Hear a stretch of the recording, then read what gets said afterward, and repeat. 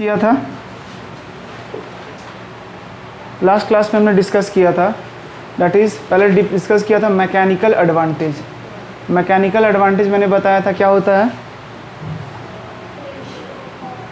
Ratio of load by effort, load by effort होता है, बस आपको यही याद रखना है। दूसरा एक रेशियो आता है जिसको हम बोलते थे, बताओ, velocity ratio. Velocity ratio just इसका उल्टा कर दोगे, यहाँ पे क्या है, नहीं, यहाँ पे ये देखो लोड फोर्स है, एफर्ट फोर्स है, तो ये फोर्स का क्या है, रेशियो है।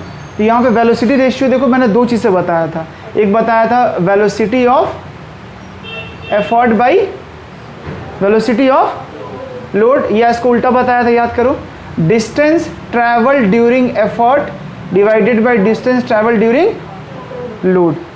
जस्ट का उल्टा देखो, ये है L बाई ई, ये है E बाई L या E बाई L। और दूसरा क्या एक और था, efficiency is equal to MA by VR, और कुछ नहीं, बस दोनों का रेशियो को बोलते हैं एफिशिएंसी। तो आपको बस एक याद रखना है और ये दो ऑटोमेटिक आप याद रख लोगे। इसके लिए बस इसका उल्टा कर दोगे और एफिशिएंसी के लिए दोनों को डिवाइड कर दोगे, और रटना नहीं है आपको। तो अब ये दोनों को ना अच्छे समझेंगे एप्लीकेशन में। तो बेसिकली जो आप मशीन पढ़े हो ना, मशीन में आपने बस टर्मिनोलॉजी देखा था, अच्छा ये मैकेनिकल एडवांटेज होता है, ऐसे लिखते हैं, ये वेलोसिटी रेशियो। तो इसका जो एप्लीकेशन आपको पढ़ना है, आपको पढ़ना है पुल्ली के बारे में। तो एप्लीकेशन ऑफ मशीन में आपको पढ़ना है पुल्ली। देखो तो पुल्ली आपको जो पढ़ना है ना, दो टाइप से पुल्ली पढ़ना है, ठीक है। पुल्ली दो टाइप का पढ़ना है, एक पुल्ली नहीं है, दो पुल्ली है। पहले पुल्ली का समझते हैं, ओवरऑल डिज़ाइन कैसा होता है। तो ओवरऑल डिज़ाइन के लिए ना आप समझो ऐसे करके, सबसे पहले पुल्ली एक मेटालिक डिस्क का बना रहता है। मेटालिक डिस्क का मतलब मेटल का रहेगा और डिस्क शेप का रहेगा। याद करो पुराने ज़माने में ना जब CD आते थे और VCR वगैरह पहले आता था टेप वाला, ऐसे डाला कैसेट और प्ले कर दिया, तो उसमें रील्स होते थे। उसके बाद फिर आया CD, जिसमें हम क्या करते थे, डिस्क शेप का एक CD आता था, मार्केट में मिलता था 10 रुपीज़ या 12 रुपीज़ में, ऐसे करके, ठीक है। याद करो यहाँ पे ऐसे ये शाइन करता था, तो इसको आप बोलते थे डिस्क। और इस डिस्क को ना हम डालते थे CD में, VCR वगैरह में, और फिर सॉन्ग प्ले होता था। देखिए वो सिस्टम हटा गया, धीरे धीरे टेक्नोलॉजी डेवलप किया है। तो अब यहाँ पे देखो, ये इसको बोलते हैं डिस्क शेप। डिस्क मतलब क्या रहेगा, यहाँ पे एक छोटा सा होल रहेगा और यहाँ पे मटेरियल रहेगा, ठीक है। तो जो पुल्ली बनाया गया था इसी शेप का, मेटालिक डिस्क का। तो कैसे बनाया गया, तो एक डिस्क ऐसे लिया और दूसरा डिस्क ऐसे, दो डिस्क लिया, एक ऐसे, एक आगे में आपको दिख रहा है और एक इसके पीछे है। एक पीछे में मैं आपको ऐसे बना देता हूँ रफली, इस टाइप से, एक आगे में और एक पीछे में। उसके बाद ये जो होल देख रहे हो आप, ये जो डिस्क का जो होल है, इसके बीच में ना एक रॉड डाला गया, आयरन रॉड, ठीक है। इस आयरन रॉड को बोलते हैं एक्सल। क्या बोलते हैं इसे, एक्सल, इसे बोलते हैं एक्सल। नाम क्यों पड़ा बताता हूँ सब। और ये है मेटालिक डिस्क, ये है मेटालिक डिस्क। अब ये जो मेटालिक डिस्क देख रहे हो, अब ये मेटालिक डिस्क ऐसे हैं और इसके बीच में एक्सल ऐसे पार किया हुआ है, गोल सा, ठीक है। और इसे हम क्या करते हैं ना, दोनों को ऐसे ज्वाइन कर देते हैं। ज्वाइन करने के बाद अब ये जो डिस्क देख रहे हो, दो डिस्क है, ये एक्सेल के ऊपर रोटेट कर सकते हैं। देखो ऐसे, मतलब ये एक्सेल हो गया, ऐसे से घूम सकते हैं डिस्क। देखो ऐसे ये एक्सेल है, ये डिस्क है, मेरे फिंगर को समझो ना, ये सर्कुलर टाइप का है। ऐसे देखो, ऐसे से ये टर्न हो सकता है, ऐसे ऐसे घूम सकता है, ये गोल गोल घूम सकता है। तो सिमिलरली दोनों घूम सकते हैं। तो क्या करते थे ना कि दोनों डिस्क को आपस में ऐसे लेके आया, और बीच में ना ये जो देख रहे हो, ये जो गैप आ रहा है, जैसे बीच में जो आ रहा है, अब यहाँ पे ना इसको काट दिया गया। मतलब ऐसे सोचो, ये वाला जो सरफेस देख रहे हो, ये जो आपको फ्रंट में दिख रहा होगा, ये वाला मैं बोल रहा हूँ, ये पहला डिस्क का थिकनेस, ये दूसरे डिस्क का थिकनेस, दोनों को मैंने ज्वाइन किया तो थिकनेस मोटा हो गया। अब मैं ना इसमें स्लॉटिंग बना रहा हूँ। स्लॉटिंग मीन्स कुछ इस टाइप से, मतलब ऐसे डिस्क था, अब इसे ना बीच से ना ऐसे मैंने मटेरियल काट के बाहर निकाल दिया, ये वाला मटेरियल मैंने काट के बाहर निकाल दिया। तो यहाँ पे थोड़ा गड्ढा हो जाएगा ना, काइंड ऑफ गड्ढा हो जाएगा। तो ये जो गड्ढा देख रहे हो, अब क्या करते हैं ना, तो अब यहाँ से ना एक रस्सी को यहाँ से रख देते हैं इसके ऊपर ऐसे, तो रस्सी इसमें ना इस स्लॉट के अंदर फंस जाता है। मतलब रस्सी ऐसे ऐसे यहाँ हो जाएगा, मान लो ये थोड़ा गड्ढा हो गया और इसके अंदर रस्सी है, तो रस्सी ना इधर जाएगा ना इधर जाएगा, दोनों तरफ कहीं फंसा रहेगा बीच में, और साइड से ना 2 रस्सी निकले रहेंगे, ऐसे रस्सी निकले रहेंगे, और ये हो गया पुल्ली। बात समझ रहे हो कैसे मैंने बनाया? मैं एक रफली फिर से बना दे रहा हूँ।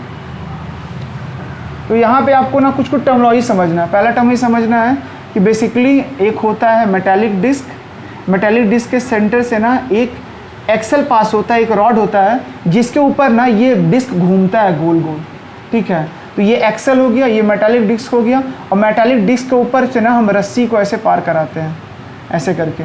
याद करो तुम लोग अगर घर में कुआं वगैरह होगा तो वहाँ यूज़ करते होगे, तो देखोगे जब कुआं होता है तो कुआं में ना ऐसे करके 2 रॉड्स निकले रहते हैं, ताकि यहाँ पे ना हम पुल्ली को लटका सकें, और यहाँ पे पुल्ली को ऐसे लटका देते हैं, और एक रस्सी जो जाता है एक आपके हाथ में रहता है और एक बकेट में रहता है फंसा हुआ। तो धीरे धीरे आप रस्सी को खोलते हो धीरे धीरे, तो ये घूमता है ना पुल्ली गोल गोल गोल गोल, और रस्सी नीचे जाता है, बाल्टी के साथ नीचे जाता है कुआं में। फिर आप क्या करते हो, पानी भर लेते हो और फिर उससे खींचते हो रस्सी को, तो फिर घूमने लगता है पुल्ली, पुल्ली गोल गोल घूमेगा और रस्सी ऊपर आएगा, इस टाइप से होता है वहाँ पे। तो ये पूरा पुल्ली का ना मैकेनिज़्म ये है। तो यहाँ पे ये तो हो गया ओवरऑल डायग्राम कि पुल्ली में होते क्या है, पुल्ली किसके अबाउट घूमता है। अगर मैं पूछूंगा किसके अबाउट घूम रहा है तो मैं बोल सकता हूँ एक्सल के अबाउट घूमता है। ये एक्सल के अबाउट पुल्ली गोल गोल गोल गोल चक्कर लगाता है, ठीक है, तो इसे एक्सल बोलते हैं। और उसके बाद ये जो साइड वाला पार्ट देख रहे हो ना, ये साइड वाला पार्ट, इसको रिम बोलते हैं, रिम, RIM, ठीक है। जैसे आपको पुल्ली का डायग्राम बनाने नहीं आएगा, पुल्ली का ना आपको न्यूमेरिकली इससे पूछेगा, आपके बुक में डायग्राम बनाना नहीं दिया हुआ है, ठीक है। ये बस आपको मैंने ओवरऑल आइडिया के लिए बताया। आगे चलते हैं फिर। तो आपने पहले पुल्ली का डिज़ाइन देख लिया। अब पुल्ली 2 टाइप का आपको पढ़ना है। एक पुल्ली पढ़ना है जिसको बोलते हैं सिंगल फिक्स पुल्ली। क्या बोलते हैं? Single fix pulley. देखो दोनों में ना बड़ा कन्फ्यूज़न होगा, तो अच्छे समझना मैं क्या बोल रहा हूँ। अगर डेफिनेशन से पढ़ोगे तो नहीं समझ में आएगा। सिंगल फिक्स पुल्ली, देखो सिंगल फिक्स पुल्ली क्या बोलता है ना कि अगर आपने क्या किया ना, पुल्ली को देखो वर्ड से पकड़ो, सिंगल, सिंगल मीन्स क्या है कि एक ही मेटालिक डिस्क है। फिक्स मीन्स पुल्ली फिक्स किया हुआ है, ना ही ऊपर जा सकता है, ना ही नीचे जा सकता है, ना ही दाएं जाएगा, ना ही बाएं जाएगा, पुल्ली मूव नहीं करेगा। मतलब पुल्ली मैंने यहाँ रख दिया है तो यहीं पे रहेगा, वो और कहीं नहीं जा सकता है, उसको बोलेंगे फिक्स किया हुआ है। तो फिक्स पुल्ली को कैसे दिखाते हैं? दिखाने के लिए तरीका क्या है, पहले क्या करेंगे, सीलिंग बनाएंगे, छत बनाएंगे, ऐसे करके कोई फिक्स बना दिया रूफ, ऐसे करके कोई फिक्स रूफ है, और इसमें ना यहाँ पे एक हुक निकाल दिया ऐसे करके, और जो पुल्ली का जो सिस्टम है इसे यहाँ पे लटका दिया। देखो मैं ऐसे बना रहा हूँ, ये हो गया एक्सल और ये हो गया पुल्ली, ठीक है। और ये मैंने पुल्ली को ऐसे बना दिया। अब मैंने क्या किया, यहाँ रस्सी ऐसे यहाँ से फंसाया और जैसे रस्सी, ठीक है। अब तुम देखो यहाँ अगर तुम रस्सी को खींचोगे एक साइड से तो ये रस्सी ऊपर आएगा, ठीक है, या इसे ढीला करोगे तो ये नीचे जाएगा, कुछ इस टाइप से होगा। बात समझ रहे हो मेरी? तो ये जो पुल्ली है ना फिक्स है, मतलब अगर आप चाहोगे कि इसको उठा के यहाँ रख दे तो नहीं कर सकते, क्योंकि ये तो बांधा हुआ है ना यहाँ पे हुक से, तो ये फिक्स, इसे मैंने फिक्स कर दिया है। तो देखो यहाँ पे एक चीज़ नोट करो तुम, अगर ये पुल्ली फिक्स है और मैं इसे घुमाऊंगा, जैसे तुम देखो मैं अगर ऐसे देखूंगा ना, मैं अगर इसे ऐसे देखूंगा तो मुझे ऐसे रॉड दिखाई देगा एक्सल इसका, और पुल्ली मुझे ऐसे दिखाई देगा गोल सर्कल, ठीक है। मैंने यहाँ से एक एंड से रस्सी निकाला, एक एंड से रस्सी निकाला, और मैं रस्सी को पकड़ा, मैंने इसे नीचे खींचा, ये ऊपर आया। तो बताओ ये जो एक्सल देख रहे हो ना, ये एक्सल, ये मैं ऐसे बोल सकता हूँ, ये जो एक्सल है ये फिक्स है और पुल्ली इसके चारों तरफ घूम रहा है गोल गोल गोल गोल, ऐसे बोल सकते हैं ये फिक्स है। फिक्स मीन्स ये अपना जगह को चेंज नहीं कर रहा, मतलब ये ऊपर जा रहा है, ये एक्सल नीचे नहीं जा रहा है, दाएं बाएं नहीं जा रहा है, यहीं पे है अड़ा हुआ, और इसके चारों तरफ पुल्ली घूम रहा है गोल गोल, यही हो रहा है इसमें, तो इसको बोलेंगे फिक्स पुल्ली। अब समझो दूसरा जिसको बोलते हैं single movable pulley, movable pulley. तो देखो यहाँ पे जोर देने वाला बात ये है कि तुम क्या बोलोगे, जो एक्सल है ना वो फिक्स है, वो रोटेट नहीं कर रहा है, ये मूव नहीं कर रहा है, जहाँ पे वहीं पे है, और इसके चारों तरफ पुल्ली घूम रहा है गोल गोल गोल गोल, इसके तरफ नाच रहा है, इसको बोलेंगे फिक्स पुल्ली। मूवेबल पुल्ली में क्या होगा, देखो अगर मैं पुल्ली ऐसे बना रहा हूँ, सोचो ये मैंने ले लिया छत, फिक्स रूफ ले लिया, और मैंने ना एक रस्सी लिया और यहाँ पे रस्सी को ना हुक से फंसा दिया। रस्सी मैंने यहाँ बांध दिया, एक रस्सी लिया, ये रस्सी को ऐसे निकाला, ठीक है, और मैंने पुल्ली ले लिया, पुल्ली को ना मैंने इसके ऊपर रख दिया, और ये इसका एक्सल। इसका एक्सल कैसे दिख रहा है, ये पुल्ली कैसे मैंने बनाया है, जैसे आप देख रहे हो यहाँ पे ये गोल से ऐसे पुल्ली है और बीच में एक्सल इसके इंसर्ट किया हुआ है, ठीक है। मैंने पुल्ली को पकड़ा और रस्सी ऐसे झूल रहा था, पकड़ा और उस रस्सी में इसे फंसा दिया, इस तरीके से फंस जाएगा ना। तो मैं बोल सकता हूँ कि ये इसका जो स्लॉट यहाँ बना हुआ होगा ना, उसमें जाकर रस्सी अटक जाएगा। तो एक ऊपर एक नीचे। अब देखो मैं क्या कर रहा हूँ, ऐसे मैंने कर दिया, उसके बाद और ये वाला एंड ना मेरे हाथ में है, ये वाला एंड मेरे हाथ में है। तो तुम अब ऐसे सोचो, अब इस एक्सल पे ध्यान देना, ये एक्सल क्या मूव कर रहा है या नहीं कर रहा है। अगर मैं इस रस्सी को ऊपर खींचूंगा तो पुल्ली भी ऊपर जाएगा, मैं बोल सकता हूँ पुल्ली ऊपर जाएगा। अगर पुल्ली ऊपर जाएगा, पुल्ली ऊपर आया फिर ऊपर आया, तो जब ऊपर आया तो जब यहाँ पे था तो एक्सल यहाँ पे था, जब ऊपर आया तो एक्सल यहाँ पे आ गया, जब और ऊपर आया तो एक्सल यहाँ आ गया। तो मैं बोलूँ एक्सल का पोजीशन चेंज कर रहा है, लेकिन यहाँ पे चेंज नहीं कर रहा था। यहाँ पे तुम कितना बार घुमाओ, ठीक है, ये तुम जितना भी घुमाओ गोल गोल, इस पुल्ली को तुम जितना भी घुमाओ, ये एक्सल नहीं मूव करेगा इस केस में, ये एक्सल यहीं का यहीं रहेगा।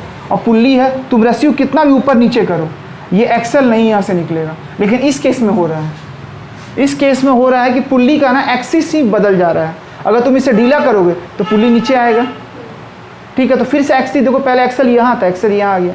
तो एक्सल के रेस्पेक्ट में बात किया गया है कि अगर एक्सल जो है अगर उसका पोजीशन चेंज नहीं कर रहा है तो क्या बोलेंगे, वो फिक्स पुल्ली है। अगर एक्सल चेंज कर रहा है तो पोजीशन चेंज कर रहा है तो क्या बोलेंगे, मूवेबल पुल्ली है। पुल्ली मूव हो सकता है, देखो कभी ऊपर जा रहा है कभी नीचे जा रहा है, ये डिपेंड कर रहा है आपके अकॉर्डिंग क्या हो रहा है। तो फिक्स क्लियर है, मूवेबल क्लियर है, यहाँ डाउट नहीं है, ठीक है। अब हम क्या करेंगे ना, तीनों केस में देखो ये थोड़ा सा ना कॉम्प्लेक्स टाइप का है, थोड़ा समझने की कोशिश करना, बहुत डिफ़िकल्ट नहीं है, ठीक है। हम ना अब तीनों केस में जो हमने 3 डेटा पहले लिखा था ना, मशीन, ये मैकेनिकल एडवांटेज, फिर वेलोसिटी रेशियो और एफिशिएंसी, तीनों के लिए निकालेंगे कितना आ रहा है। और ये तीनों तुम्हें याद होने चाहिए कैसे आ रहे हैं, ठीक है। तो 1 बाय 1 चलते हैं। सबसे पहले स्टार्ट करते हैं single fix pulley, single fix pulley.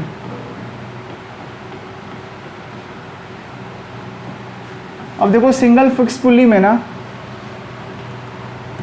कुछ एग्जाम्पल लेके बताते हैं, आपको समझ में आएगा।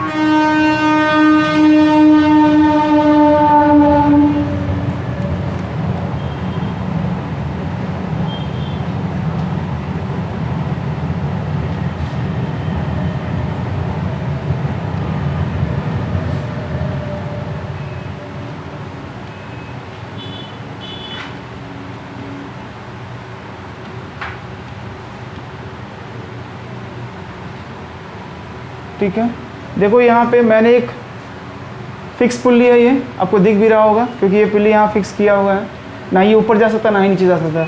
रस्सी खींचो, देखो जब भी ये डाउट हो ना क्या पुल्ली फिक्स है या मूवेबल है, हमेशा रस्सी को इमेजिन कर खींचो अपने से।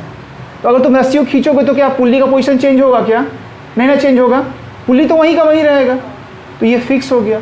मूवेबल में क्या होता था, जब मैं रस्सी ऊपर उठा था तो पुल्ली भी उठ रहा था ऊपर, तो पुल्ली का पोजीशन चेंज हो रहा है, मतलब मूवेबल पुल्ली है। तो ये कौन सा पुल्ली है, फिक्स है, क्योंकि एक्सल यहीं पे है, एक्सल चेंज नहीं होगा। रस्सी को नीचे खींचो, नीचे खींचोगे तो ये लोड ऊपर जाएगा।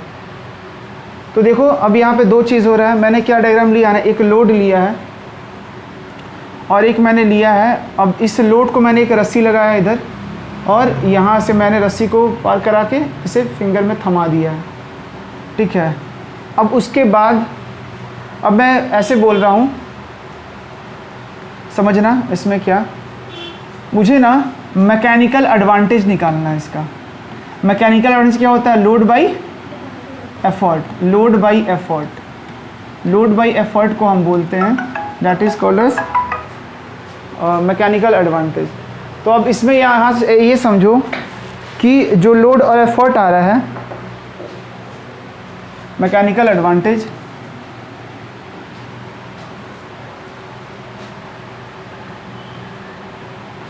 एक मिनट के पॉज कीजिए मुझे। अब यहाँ पे फिर देखते हैं लोड और एफर्ट कैसे आएगा। तो अब यहाँ पे तुम ऐसे सोचो, देखो एक चीज़ होता है जिसको बोलते हैं टेंशन। इसको क्या बोलते हैं? टेंशन। ठीक है, पहले ये डेटा निकालने के लिए तुम्हें टेंशन समझना पड़ेगा कि टेंशन क्या होता है। तो टेंशन के लिए समझो, पहले टेंशन कोई बताएगा क्या होता है?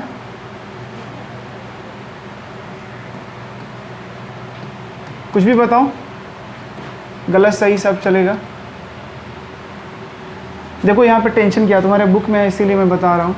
देखो तुम्हारे ना हाथ में ना एक रस्सी है, ठीक है, मान लो मैंने एक रस्सी लिया, पतला सा रस्सी, एकदम पतला सा, ठीक है, तुमने बस इस रस्सी को ना अपने हाथ से पकड़ा बस। तो जब पकड़ोगे तो ये ढीला रहेगा ना। अब मैंने क्या किया ना, इस रस्सी को लिया, ठीक है, और इसमें ना एक 10 kg का लोड लगा दिया, और फिर इस रस्सी को मैंने अपने हाथ से उठाया। तो फिर तुम्हें क्या फील होगा? रस्सी टाइट हो गया है, बात समझो, रस्सी पूरा टाइट हो गया और ये आएगा 10 kg का नीचे लोड है, तुमने होल्ड करके रखा है। तो अगर आप ऐसे ऐसे क्या बोलते हैं, ऐसे ऐसे आम भाषा में बोलते हैं ना कि इस रस्सी को ना तनाव फील हो रहा है, इसे थोड़ा कुछ फील हो रहा है कि इस रस्सी को ना कोई खींच रहा है नीचे 10 kg से। तभी ना ये टाइट क्यों हो गया? क्योंकि ये क्या, 10 kg का नीचे फोर्स लग रहा था, 10 × 9.8 इतना फोर्स लग रहा था, और ये रस्सी ना क्या हो गया, टाइट हो गया। तो जब भी रस्सी टाइट हो जाता है तो बोलते हैं उसमें टेंशन आ गया है। क्या आ गया है? टेंशन आ गया। तो टेंशन को अब दिखाएं कैसे, कि इसमें जो टेंशन आया उसको कैसे शो करें, ठीक है। तो टेंशन शो करने का एक ही तरीका है, ऑलवेज याद रखना, दैट इज, यहाँ पे लिख देता हूँ मैं, अवे फ्रॉम दी बॉडी। बस एक लाइन को पकड़ लो, वरना पूरा बुक में ढूंढते रह जाओगे, नहीं मिलेगा। अवे फ्रॉम दी बॉडी, या इसी को बोलते हैं टुवर्ड्स दी रोप। मतलब मैं क्या बोलना चाह रहा हूँ समझो, मतलब ये जो मैंने लाइन लिखा ये डायरेक्शन बताता है कि टेंशन का डायरेक्शन किधर होगा। तो ये बोलता है ना कि बॉडी से अवे होगा। तो देखो बॉडी तुमने कहाँ रखा है, यहाँ रखा है, बॉडी कहाँ अटैच किए हो, यहाँ पे अटैच किए हो। तो तुम्हें यहाँ से ना दूर जाना है, बॉडी की तरफ ही जाना है, बॉडी से दूर जाना है। तो तुम अगर एरो ऐसे दिखाओगे तो ये तो बॉडी की तरफ हो गया ना। अवे कैसे होगा जब ऊपर दिखाओगे? अवे। तो ये हो गया टेंशन का डायरेक्शन, मतलब इस थ्रेड में टेंशन ऊपर लग रहा है। बात समझ में आया? ठीक है। या तुम इसे ऐसे बोल सकते हो टुवर्ड्स दी रोप, रोप की तरफ। रोप किधर है? यहाँ से अगर देखो रोप तो इधर है ना, तो इधर की तरफ टेंशन, टुवर्ड्स दी रोप। तो ये दो तरीका है टेंशन का डायरेक्शन निकालने के लिए, ये हमको हमेशा काम आएगा 11-12 तक। तो हमेशा याद क्या रखना है कि क्या आता है, रस्सी में टेंशन आ जाता है जब वो टाइट हो जाता है तो, ठीक है। तो अब यहाँ पे ना अब वही चीज़ समझेंगे टेंशन के बारे में। जैसे मान लो अगर मैं पूछता, ऐसे सोचो, एक एग्जांपल से बताता हूँ। मान लो मैंने ना एक सीलिंग लिया और इस सीलिंग पे ना मैंने एक धागा लगा के यहाँ पे एक लोड लग दिया। तो अब देखो मैं पूछूंगा यहाँ पे टेंशन किधर होगा, तो तुम बोलोगे टुवर्ड्स दी रोप, रोप जिधर है, रोप इधर है, तो टेंशन इधर हो गया। फिर पूछूंगा क्या यहाँ पे कितना टेंशन है, तो तुम अगेन बोलोगे टुवर्ड्स दी रोप, रोप जिधर है, तो रोप इधर है, एरो इधर दे दिया। तो ये होगा टेंशन का डायरेक्शन। किसी भी पॉइंट में टेंशन का डायरेक्शन अभी आपको निकालना पड़ेगा दोनों पुल्ली में, क्योंकि पुल्ली विदाउट रोप नहीं हो सकता। तो रोप या रस्सी में आपको टेंशन बताना होगा। तो इस तरह से टेंशन बताएंगे। तो यहाँ पे समझो आपने टेंशन देख लिया। अब टेंशन देख लिया तो अब इस वाले सवाल में आते हैं। तो यहाँ पे समझो क्या है, अगर मैं आपसे पूछूंगा कि मुझे यहाँ पे टेंशन बताओ, तो रस्सी इधर दिख रहा है ना आपको, तो क्या आ जाएगा, ऊपर टेंशन, ठीक है। अब ये रस्सी इसके अंदर है, अंदर है, अंदर है, बाहर आया, मुझे यहाँ पे चेक करना है। अब इस वाले पॉइंट को फील क्या होगा, रस्सी इधर दिख रहा है ना, इसे ये जो रस्सी पुल्ली के साथ अटैच में है इसे काउंट नहीं करते हैं। बात ठीक है। जो आपको दिखाई देगा उसे ही काउंट करना है, जो आपको दिख नहीं रहा है उसे हम काउंट नहीं करते हैं। तो मैं यहाँ पूछूंगा टेंशन किधर होगा, तो क्या बोलोगे, डाउनवर्ड। मैं पूछूंगा इसके हाथ पे टेंशन किधर फील आएगा, किधर होगा टेंशन, अपवर्ड, ऊपर रस्सी दिख रहा है। बात क्लियर है ना। इसलिए तुम जब पकड़ोगे ना रस्सी को और हाथ से छोड़ोगे तो ऊपर रस्सी क्यों भाग जाता है, ड्यू टू टेंशन। टेंशन खींच लेता है उसको ऊपर। बात क्लियर है। तो ये टेंशन, तो पहले टेंशन का मैंने दिखा दिया सारा चीज़। अब देखो एक चीज़ समझो, ये जो टेंशन जो देख रहे हो ना, ये एक तरह का फोर्स होता है। क्या होता है टेंशन? एक तरह का फोर्स होता है। फोर्स प्रेजेंट इन रोप के अंदर जो फोर्स रहता है ना, उसको हम टेंशन बोलते हैं। होता ही फोर्स ही है, लेकिन फोर्स ना बोल के उसके लिए अलग से टर्म यूज़ करते हैं, बोलते हैं टेंशन आ गया रोप में टेंशन कितना आ गया है, तो टी के इक्वल है। जैसे फोर्स को एफ से रिप्रेजेंट करते हो, तो टेंशन को ना टी से रिप्रेजेंट करते हो, पहला लेटर टी का, तो टी से रिप्रेजेंट कर दिया।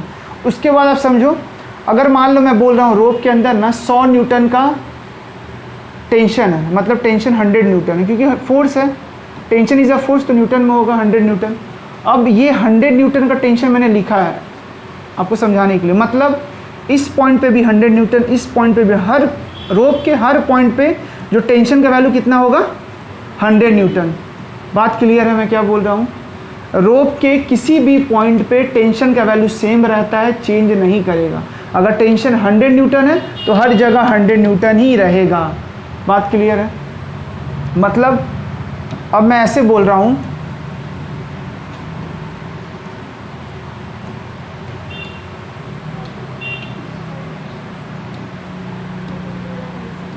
क्या हुआ? अच्छा दूसरा कलर,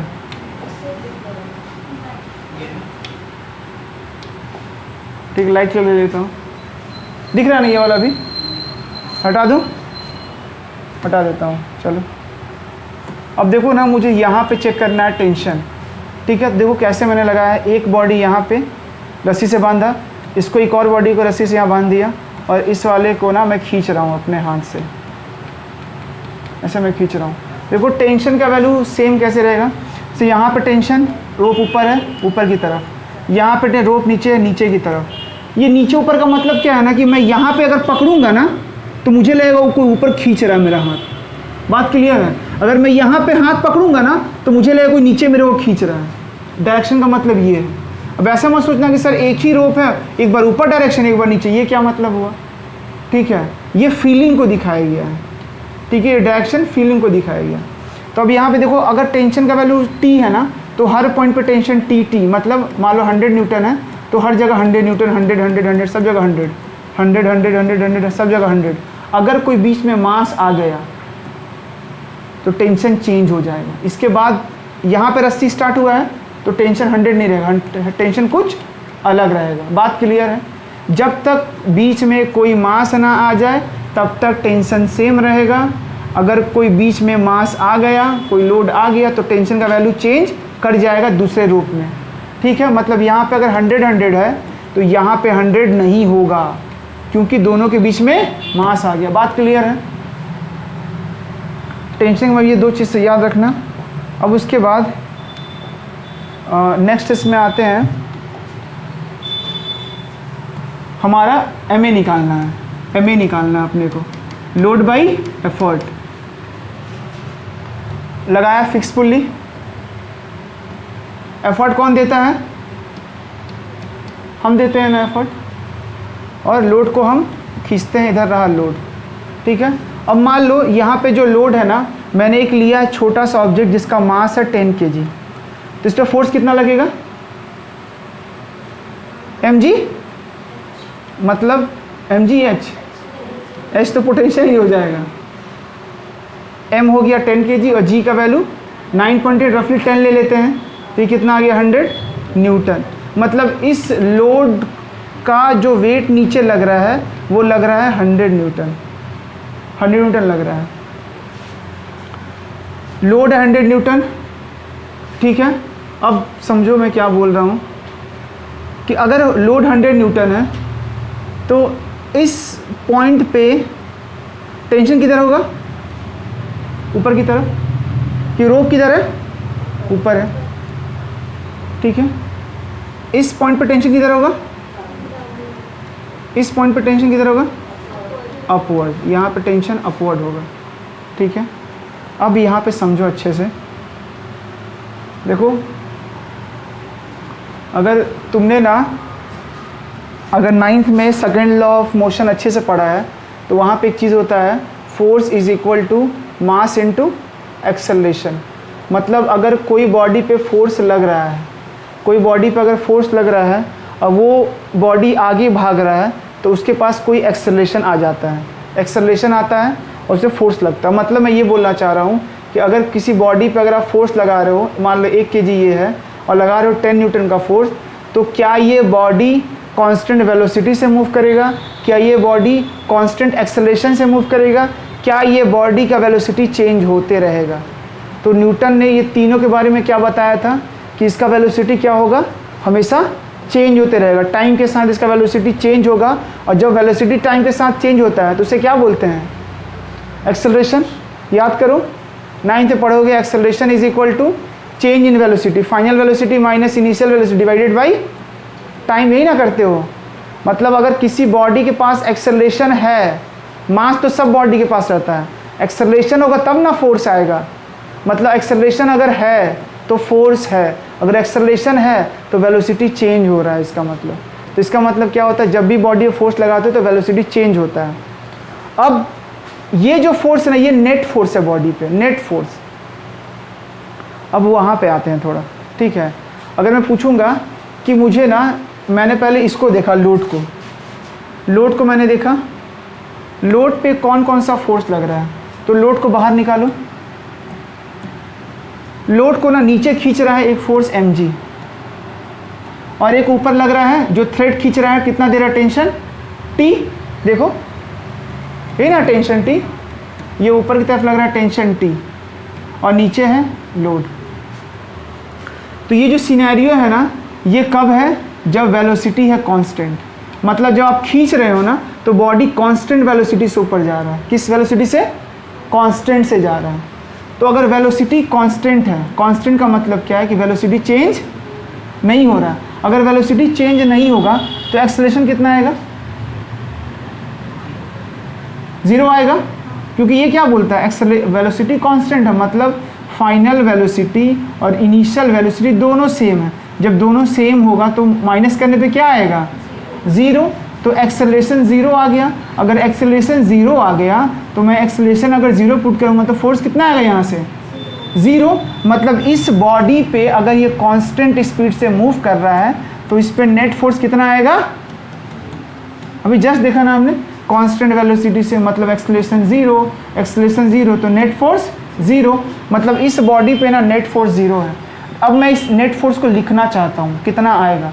तो देखो फोर्स का लिखने का तरीका क्या होता है, नीचे mg है, ठीक है, और ऊपर टेंशन है, दोनों सेम डायरेक्शन में कि अपोजिट डायरेक्शन में है, अपोजिट डायरेक्शन में है, अपोजिट डायरेक्शन में है। तो मैं क्या कर रहा हूँ, नीचे वाले फोर्स को मैं पॉजिटिव मान रहा हूँ, तो ऊपर वाले फोर्स को मैं क्या मानूंगा, नेगेटिव। बात क्लियर है। तो मैंने लिखा पहले फोर्स क्या था, mg, तो ये नीचे में है तो पॉजिटिव मानूंगा, तो प्लस mg। ऊपर वाला फोर्स अपोजिट साइड उल्टा है तो उसे नेगेटिव मानूंगा क्योंकि वो अपोजिट साइड में है, तो माइनस टी, ये आया नेट फोर्स। और नेट फोर्स कितना होगा, 0, क्यों, क्योंकि ये कांस्टेंट वेलोसिटी से मूव कर रहा है। तो यहाँ से देखो क्या निकला, t इज इक्वल टू कितना निकला, mg, t equal to mg निकला। मैं बोलूँ लोड कितना था हमारा, mg के इक्वल था। लोड मीन्स कितना नीचे वेट लग रहा है लोड का, इस वेट को हम क्या बोलते हैं, load. Load is a force given by the earth. तो ये लोड हमने निकाला mg, और लोड कितना आ रहा है, mg कितना आ रहा है, t के इक्वल आ रहा है। तो मैं बोल सकता हूँ L इक्वल टू mg है, t इक्वल टू mg है, that means t is equal to L होगा।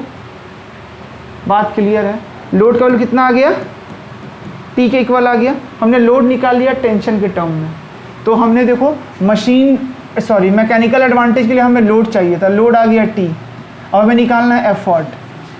अब आ जाओ यहाँ पे, अगर ये कांस्टेंट वेलोसिटी से ऊपर आ रहा है तो रस्सी भी नीचे जाएगा कांस्टेंट वेलोसिटी से। मतलब ऐसे सोचो, अगर ये ऊपर आ रहा है 2 मीटर पर सेकंड से, तो रस्सी भी 2 मीटर पर सेकंड से नीचे खींचोगे ना, सेम वेलोसिटी रहेगा।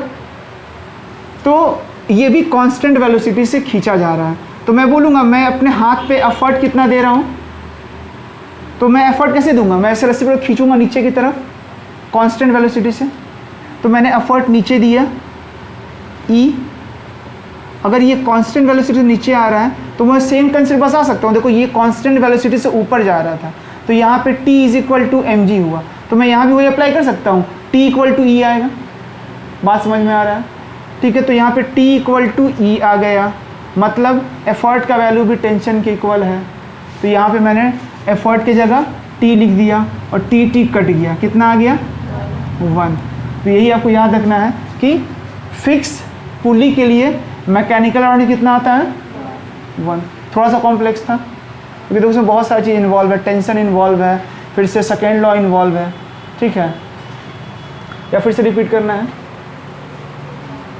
ठीक है, तो ये क्लियर हो चुका है मैकेनिकल एडवांटेज। सिंपल कुछ नहीं किया, अपने को लोड चेक करना था और एफर्ट चेक करना था। लोड हमने कितना दिखा सर, जो लोड है ना वो टेंशन के इक्वल आएगा क्योंकि कांस्टेंट वेलोसिटी से मूव कर रहा है, तो हमने ये रिप्लेस कर दिया। और सिमिलरली यहाँ भी वही किया, जो एफर्ट है, एफर्ट जो वो टेंशन के इक्वल आएगा। क्यों इक्वल? क्योंकि कांस्टेंट वेलोसिटी से मूव कर रहा है। अब आगे चलते हैं,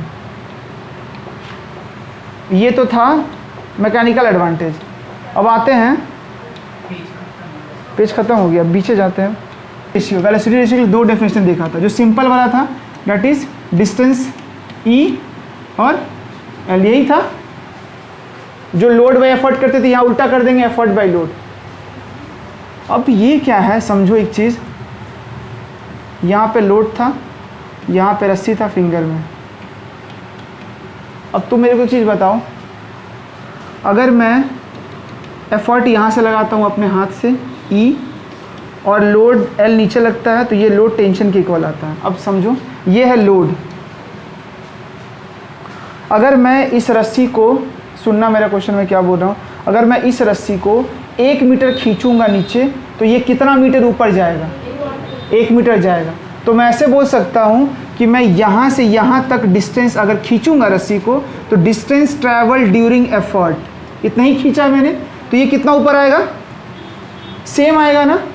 मतलब इस डिस्टेंस को मैं बोल सकता हूँ डिस्टेंस ट्रैवल्ड बाई लोड या ड्यूरिंग लोड, तो ये दोनों इक्वल होगा।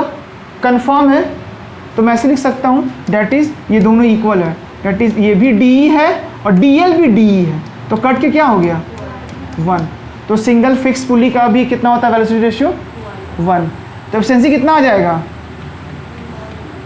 MA बाई MA कितना निकाला? VR 1/1, लेकिन हम एफिशिएंसी परसेंटेज में बताते हैं ना, और कैसे करेंगे परसेंटेज में? इंटू 100, कितना आ गया 100%।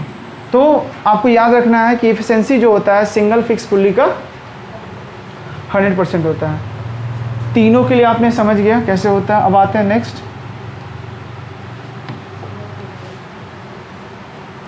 क्या था? मूवेबल, हाँ single movable, single movable pulley.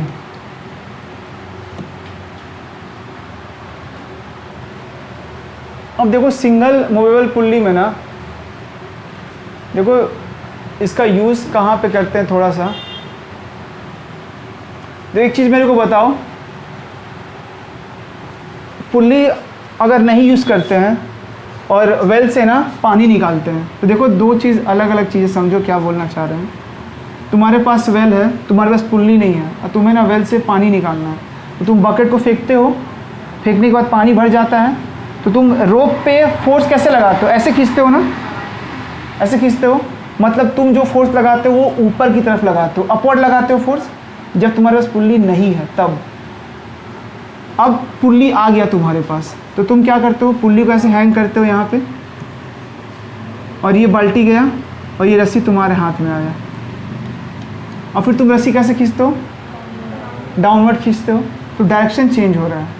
पहले तो मैं ऐसे बोल सकता हूँ कि ये वाला काम ईजियर है ना थोड़ा सा, लेकिन ये वाला काम डिफ़िकल्ट है। तुम्हें फील होगा ये वाला काम डिफ़िकल्ट है। जब तुम डायरेक्ट डालोगे बिना पुल्ली का खींचोगे, तुम्हें ज़्यादा फोर्स लगाना पड़ता है, इसलिए तो तुम पुल्ली यूज़ कर रहे हो, थोड़ा आसानी रहे, यही तो यूज़ है। मतलब ऐसे सोचो कि जब पुल्ली नहीं था तो ज़्यादा एफर्ट लगाना पड़ रहा था, जब पुल्ली आ गया तो एफर्ट कम लगाना पड़ रहा है, एफर्ट कम लगाना पड़ रहा है। तो यहाँ पे ना मतलब कि देखो, अगर मुझे इस बाल्टी में जो पानी भरा हुआ है इसको मुझे ऊपर खींचना है, तो फोर्स तो उतना ही लगाना होगा, चाहे अपने हाथ से लगाओ चाहे मशीन से लगाओ। बात क्लियर है? फोर्स तो उतना ही लगाना होगा। मतलब कि जब मैं पुल्ली लगा रहा हूँ ना, तो फोर्स कम लगाना पड़ रहा है, मतलब कम फोर्स लगा रहे हैं, मतलब कि मान लो लगा रहे हैं 10 न्यूटन फोर्स और इसको उठाने के लिए चाहिए 100 न्यूटन। तो मैं ऐसे बोल सकता हूँ जो 90 न्यूटन का जो कमी आ रहा है वो पुल्ली दे दे रहा है, यही ना हो रहा होगा, मशीन दे दे रहा है, मशीन दे दे रहा है। मतलब क्या हो रहा है कि मेरा जो फोर्स है ना, मेरा जो फोर्स है वो मल्टीप्लाई हो रहा है और बाई दी मशीन, मतलब पहले 10 था ना और ये 90 और दे दिया, तब जाके 100 मिल के खींच आ रहा होगा ना। मतलब कि मैं ऐसे बोल सकता हूँ कि ये जो पुल्ली है act as a force multiplier. ठीक है, आगे देखेंगे, सब बताएंगे फोर्स मल्टीप्लायर क्या होता है। अब यहाँ पे देखो सिंगल मूवेबल पुल्ली को ना कैसे यूज़ किया जाए। तो सिंगल मूवेबल पुल्ली को ना ऐसे नहीं यूज़ नहीं कर सकते तुम, मतलब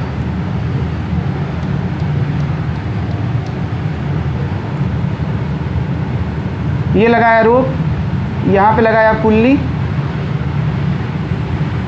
यहाँ पे लिया एक फिक्स पुल्ली और ये रहा लोड। देखो दोनों में बताओ कौन सा पुल्ली फिक्स है कौन सा मूवेबल है।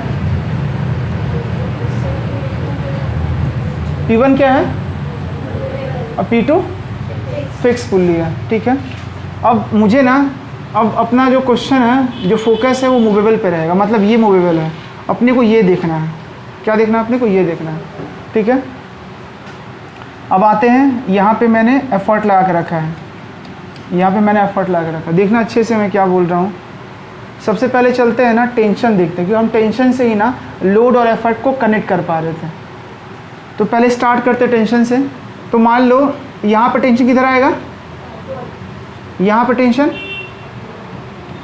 यहाँ पर टेंशन, रस्सी ऊपर दिख रहा है, यहाँ पर टेंशन, यहाँ पर टेंशन, यहाँ पे अपवर्ड। टेंशन दिखा लोगे कोई भी डायग्राम आएगा। अब यहाँ पे देखो, अब मुझे एक चीज़ बताओ, इस रस्सी को देखना, क्या इस रस्सी के बीच में कोई मास आया है क्या? देखो ये है रस्सी, रस्सी अभी तक कोई नहीं आया है, अभी तक इसके बीच में कोई मास आया है क्या? तो टी का वैल्यू सेम रहेगा, मतलब हर जगह T T T T T T, सब जगह टी रहेगा। अब देखते हैं लोड और देखते हैं इस पुल्ली को। ये हमारा फोकस है मूवेबल पुल्ली पे, ये है पूरा मूवेबल पुल्ली और ये है लोड। तो देखो मैं ऐसे बोल सकता हूँ, इस पुल्ली पे अब एक थ्रेड नहीं दो थ्रेड है, एक इधर भी है और एक इधर भी है। तो ये वाला ऊपर खींच रहा है और ये वाला ऊपर खींच रहा है। मैं बोलूँ इस पुल्ली को क्या फील होगा कि मेरे को कोई 2T से ऊपर खींच रहा है, T प्लस T 2T से खींच रहा है, बोल सकते हैं। या तुम ऐसे सोचो ना, तुमने क्या किया, तुम्हें ऐसे खड़ा कर दिए और तुम्हारे पैरों की ना नीचे ऐसे रस्सी पार करा दिए और तुम्हें एक खींच रहा है 10 न्यूटन से, ऊपर खींच रहा है 10 न्यूटन से, तुम्हें कितना फील होगा? 20 न्यूटन, तो कोई 20 से तुम्हें ऊपर खींच रहा है, बात क्लियर है? तो पुल्ली को वैसे ही फील होगा कि एक खींच रहा है एक T से और एक T से, तो कितना हो गया नेट 2T। मतलब इस पुल्ली को फील हो रहा है कि कोई इसको 2T से ऊपर खींच रहा है। मतलब मैं इसको ऐसे बना सकता हूँ, ये रहा पुल्ली, इस पुल्ली को ऊपर कोई खींच रहा है, 2T से रस्सी खींच रहा है और इस पे लोड मैंने लगा कर रखा है, पुल्ली से बांध के मैंने रखा है लोड L, लोड L। तो बोल सकते हो अगर ये ऊपर जा रहा है कांस्टेंट वेलोसिटी से, तो मैं बोल सकता हूँ 2T is equal to L। वही ना भी कर रहे थे इसके पहले, सर नेट फोर्स 0 आएगा, नीचे फोर्स लग रहा है L तो हो गया, या नीचे L लोड है L, ऊपर है 2G तो minus 2T equal to 0, L equal to, बात क्लियर है? लोड कितना आ गया? 2T आ गया। अब निकालना है एफर्ट, और इसके पास एफर्ट हम देते हैं, हम नीचे खींच रहे हैं एफर्ट, तो E equal to T, E equal to T, तो क्या आ जाएगा? एफर्ट कितना आ रहा है? एफर्ट आ रहा है T के इक्वल और लोड आ रहा है 2T के इक्वल। तो लगाओ मैकेनिकल एडवांटेज क्या होता है? लोड बाई, तो लोड कितना आ गया और एफर्ट कितना आ गया? फिर कितना आता है मैकेनिकल एडवांटेज? 2 आता है। फिक्स वाले का 1, मूवेबल वाले का 2। अब उसके बाद नेक्स्ट देखो क्या था दूसरा? Velocity ratio. अब देखो वेलोसिटी रेशियो का ना तुम थोड़ा सा समझना मैं क्या बोल रहा हूँ, ये इम्पोर्टेंट है।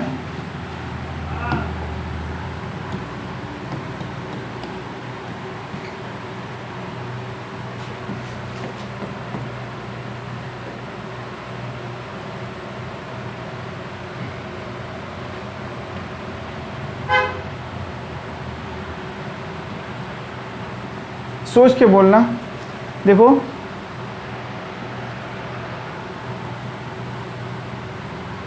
मान लो मैं इस रस्सी को ना 1 मीटर नीचे खींच रहा हूँ। कितना खींच रहा हूँ? 1 मीटर नीचे। अगर इस रस्सी को तुम 1 मीटर नीचे खींचोगे तो थोड़ा देर के बाद तुम्हें डायग्राम कैसे दिखाई देगा? ऐसा दिखाई देगा ना।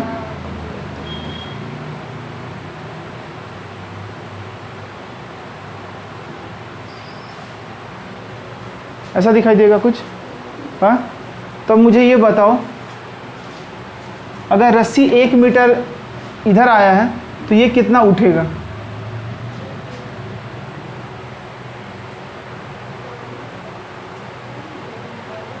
वन मीटर उठेगा। फिर सोचो एक बार। अच्छा एक चीज़ ऐसे सोचो कि पहले यहाँ पे था, ठीक है, रस्सी का लेंथ कितना था? यहाँ से स्टार्ट हुआ, ये है, ये है, ये है, ये है, ये यहाँ तक रस्सी का लेंथ है। तुमने 1 मीटर खींचा तो रस्सी 1 मीटर नीचे आया, यही हुआ। अब जो पार्ट बच गया, मतलब रस्सी क्या हुआ, 1 मीटर पार्ट इधर आ गया, जो बचा हुआ रस्सी है वो आपस में एडजस्ट करके ऊपर आया। बात क्लियर है? या तुम इसको ऐसे समझो, मैं ऐसे तुम्हें बताता हूँ। जैसे मान लो ये है 5 मीटर, ये लेंथ है 5 मीटर, यहाँ से यहाँ तक 5 मीटर है, और यहाँ से यहाँ तक ये 5 मीटर है, और यहाँ से यहाँ तक ये 5 मीटर है। टोटल कितना लेंथ हो गया? कितना हो गया? 15 मीटर लेंथ हुआ। टोटल है 15 मीटर। तुमने 1 मीटर खींच दिया, ठीक है। तुमने क्या किया? 1 मीटर नीचे खींच के रखे हो। मूवेबल वाला यहाँ था, मूवेबल उठ के अब यहाँ पे आ गया, लेकिन फिक्स तो चेंज नहीं होगा। जहाँ फिक्स है वहीं पे फिक्स रहेगा, फिक्स चेंज नहीं होगा। अब तुम ऐसे देखो, यहाँ से यहाँ कितना था? ये 5 मीटर। यहाँ से यहाँ कितना होगा? ये 5 मीटर। बात क्लियर है? अब जो बच गया, तो देखो 15 मीटर था टोटल, 15 में 1 गया, तो आइडियली कितना यहाँ बचना चाहिए? 14 मीटर। मतलब यहाँ से लेके यहाँ तक रस्सी कितना होना चाहिए? 14 मीटर। बात क्लियर है? मेरी बात समझो। तो यहाँ चला गया 5 मीटर, कितना बच गया ये टोटल? अरे 14 में से 5 ये गया, तो कितना बच गया? 9 मीटर। 9 मतलब मैं डिवाइड करूँ, जैसे यहाँ पे कर रहा था 5 10 हो रहा था ना, तो 9 को डिवाइड कर सकता हूँ 4.5, और ये भी 4.5। बात समझ में आ रहा है? ये भी 4.5, ये भी 4.5। बात क्लियर है? अब देखो यहाँ समझो मैं क्या बोल रहा हूँ। ये 1 मीटर मैंने खींचा था नीचे, ठीक है, तो मैं ये क्वेश्चन मेरा ये है कि ये कितना ऊपर आएगा। अब तुम देखो, मैंने 1 मीटर खींच दिया और ऐसा सिनेरियो बन रहा है। अब तुम देखो कितना मीटर ऊपर आ रहा है। ये पहले था 5 मीटर, यहाँ से यहाँ तक था 5 मीटर, अब कितना दिख रहा है तुम्हें? 4.5 मीटर, 4.5 मीटर। तो मैं बोलूँ कि मैंने 1 मीटर खींचा तो इसका आधा मीटर उठा है, इसका हाफ उठा है ना, मतलब ये 1 मीटर था तो ये कितना ऊपर गया? 0.5 मीटर। तब ना ये 0.5 ऊपर गया, तो पहले 5 था, अब आ गया यहाँ पे उठ के, तो 4.5। बात समझ में आ रहा है? ठीक है, मतलब ये सिंपल याद रखो, तुम जितना खींचते हो ना उसका आधा ही उठता है ये ऊपर। क्यों? क्योंकि देखो 2 रस्सी है ना, तो बटेगा ना आपस में। मतलब तुमने 1 मीटर खींचा था तो अब इसका 2 पार्ट करो, 0.5 मीटर, 0.5 मीटर, दोनों में बट गया। बात समझ में आया? दोनों में बट गया, और यहाँ से 0.5 मीटर, यहाँ से 0.5 मीटर, 2 रस्सी है ना। देखो बात समझ में आ रहा है? ठीक है, एक बार जाना ना घर में अच्छे से देखना, घर में समझ में नहीं भी आएगा तो तुम क्या करना ना, एनिमेशन टाइप कर देना, animation of movable pulley. Animation करना, तुम्हें ना वहाँ ये यूट्यूब में ना स्लो करके दिखाएगा कि कैसे ना ये हाफ हो रहा है। बात समझ में आ रहा है? एक बार जाके देख लेना, 2 मिनट का वीडियो, ज़्यादा समय नहीं लगेगा, या जब छुट्टी होगा तो रास्ता में ज़्यादा देख लेना, ठीक है। तो यहाँ पे देखो, अब ये कितना आ रहा है, ये समझ में आया? मतलब कि अगर मैं इसे खींचूंगा 1 मीटर तो ये कितना, इसका हाफ ऊपर उठेगा, मतलब 0.5। बात क्लियर है? अगर मैं इसे खींचूंगा 2 मीटर तो ये कितना ऊपर आएगा? 1 मीटर, इसका हाफ। बात क्लियर? अगर मैं खींचूंगा D तो ये कितना ऊपर जाएगा, d बाई, क्लियर है, इसका हाफ हो जाएगा ना सिंपल, तो d का हाफ क्या होगा, d बाई 2। तो अब नोटिस करो, तुमने एफर्ट लगाया था नीचे d, और ये कितना उठा पुल्ली ऊपर, यह लोड इसी में था ना, लोड कितना ऊपर जाएगा, जितना ये पुल्ली जाएगा, तो पुल्ली जा रहा है d बाई 2, तो लोड तो इसके साथ में ये, तो ये भी जाएगा ऊपर d बाई 2। बात समझ में आया? तो अगर आ गया तो बताओ यहाँ पे क्या होगा वी आर का वैल्यू। तो वी आर क्या होता है, एफर्ट बाई, एफर्ट कितना है d, और लोड कितना है, तो डी कट गया, 2 ऊपर चले, कितना आ गया, आया समझ में? ठीक है, थोड़ा सा कॉम्प्लेक्स है, मैं समझ रहा हूँ, इसीलिए मैं बोल रहा हूँ, तो बहुत डिफ़िकल्ट नहीं है, जब खुद से सोचोगे ना समझ में आ जाएगा।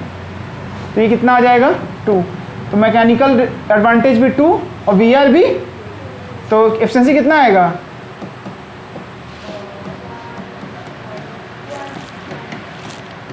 कितना आएगा 100%। 2 बाई 2 कितना हो गया 1 इंटू 100%। आया समझ में? ठीक है, तो ये मूवेबल पुल्ली और फिक्स पुल्ली इस टाइप से होता है, याद रखना हमेशा। अंतर कहाँ पे आएगा, तुम फिक्स वाला कर लेते हो, मूवेबल में फंसते हो। तो मूवेबल में याद रखना है कि लोड का वैल्यू जो होता है 2 रस्सी लगा रहता है मूवेबल में, तो इसलिए 2T आता है, ठीक है। और डिस्टेंस कितना जाता है, 2 रस्सी रहता है, तो दोनों हाफ ऑफ बढ़ जाता है आपस में, तो हाफ ही ऊपर जाता है। बात क्लियर है? रहने देते हैं आज के लिए।